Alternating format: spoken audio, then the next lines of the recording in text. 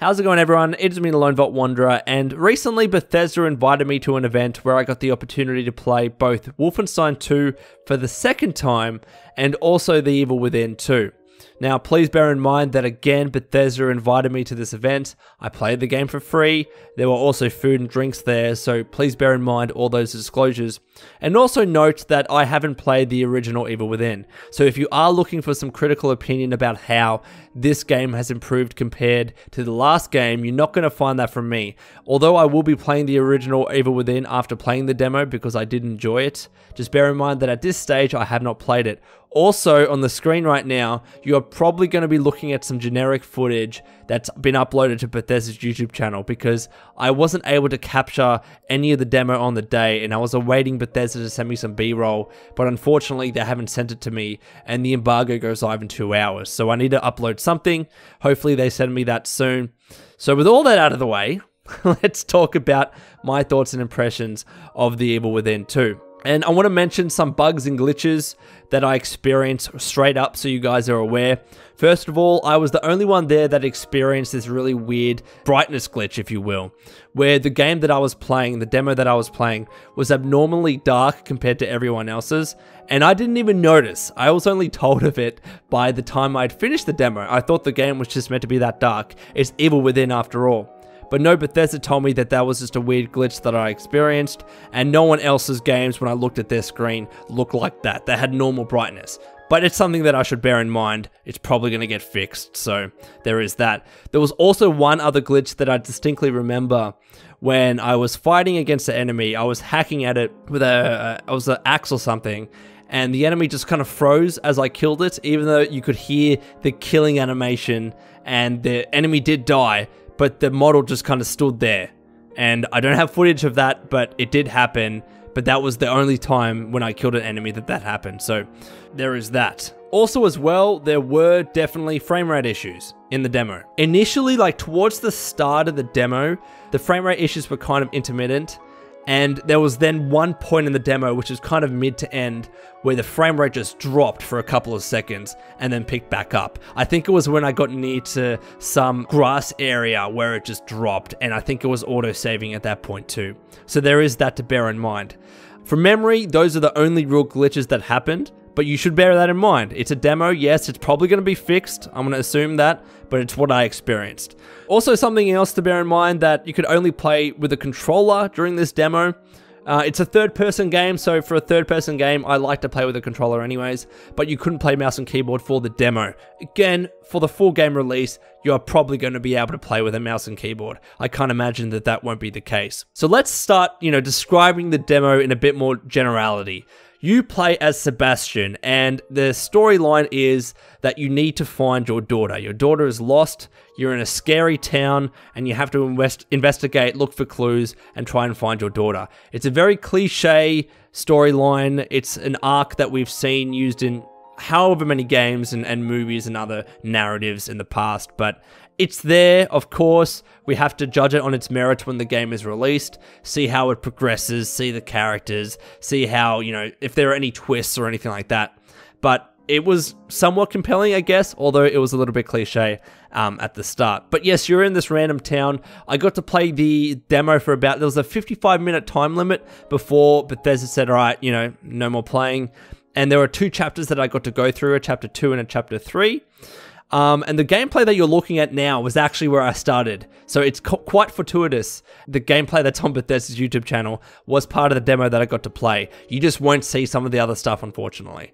So let's go through some of the notes that I have on my phone here. You are doing a lot of sneaking. You're using a flashlight. It's relatively dark, and you have to conserve your ammo. It's kind of like Resident Evil 7, where you don't have all the ammunition you need, really, to kill every enemy, and you don't have as much equipment on hand as you'd like. You can run out of bullets very quickly, so there's a lot of sneaking, there's a lot of stealthy gameplay, and of course, it's probably what you would expect with an Evil Within game.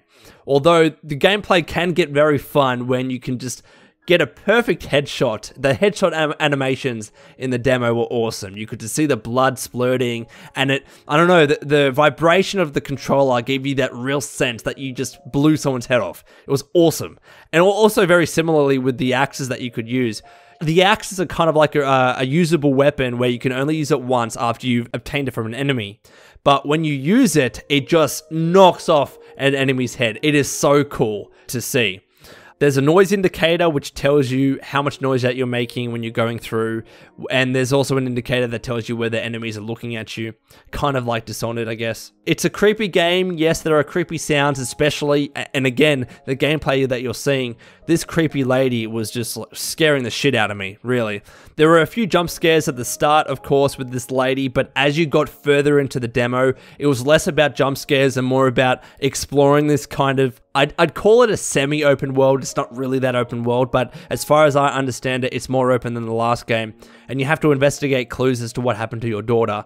And it's all these zombies that are around, and you have to try and sneak around them. You might have to kill them if they notice you. But there's not that many jump scares. And even Bethesda was telling me that compared to the last game, it's not as jump scary.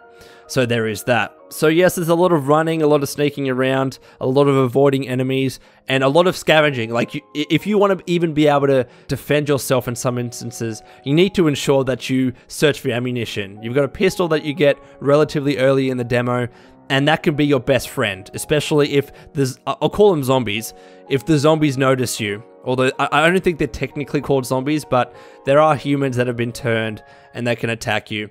And unless you have ammunition on hand and they notice you, then the only option that you really have is to run, because they can take health from you pretty quickly, especially if there are multiple enemies. So it's a pretty game, I will say. Again, even though with the dark glitch that I had, the visuals were really cool. It's like, I don't know how to describe it. It's like one of those E&Bs that you get with Fallout that give you a stalker look. It's the best thing that I can say. It's a very dark tone, so I guess something that you'd expect with Evil Within. Again, it's a semi-open world. You have to investigate the town of Beacon. People have been turned into creatures that you need to avoid and defend yourself against.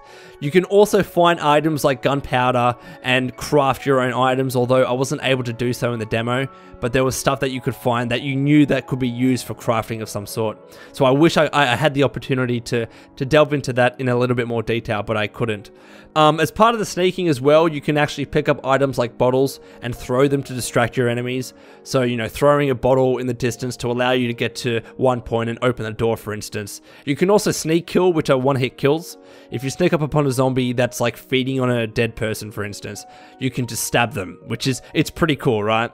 I guess it's kind of similar to Dishonored in that sense, where you can instantly kill someone from behind so long as they don't notice you. The story, it seems interesting, it's cliche, but you are invested. You want to see what happened to your daughter, where she goes, because there's this kind of cool thing where when you're looking for your daughter and you're investigating the clues, you enter into this alternate world where you can track your daughter's footsteps and see where she went and see how she's, you know, defended herself and ran away from this person that was chasing after her, essentially. But in the demo, you don't get to find out what happened to her. Of course, that's going to be part of the wider game. In order to find your daughter, Lily, you had this communicator where you were tracking down her voice.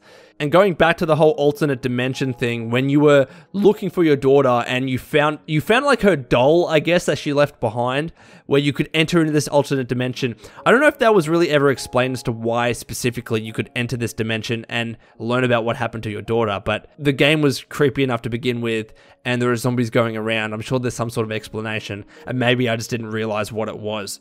There was also these really, really cool kind of crawler zombies when you would get into the grass, and these things would just crawl really fast and attack you. So there was literally no choice that you had other than to just run. Also, the zombies as well, they have the ability to throw axes at you, which from a distance, like, they have a good throw on them, and they would hit you and do some significant damage. So that was a really cool concept, and it was fun to avoid those axes, pick them up, and then use it against the enemy that just threw the axe against you. And my last point is that the headshot explosions are great. So those are the specific points that I had written down. I'm sorry if I seemed really mundane going through that list, but I wanted to get that all out there.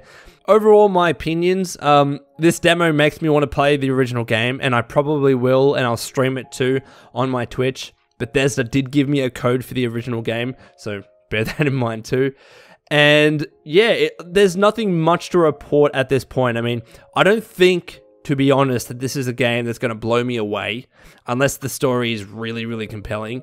It was interesting to explore the town. You'll probably like this game if you like to do a lot of stealthy gameplay. If you liked Resident Evil 7, you'll like this game. So yeah, I hope you guys enjoyed watching this video. I'm sorry if this was rushed because I'm actually trying to get this recorded so I can submit it and upload it by midnight. So anyways, Wastelanders, that's all from me. Please let me know what you think, and until next time, this has been the Lone Vault Wanderer. Please take care of yourself, and would you kindly keep fighting the good fight.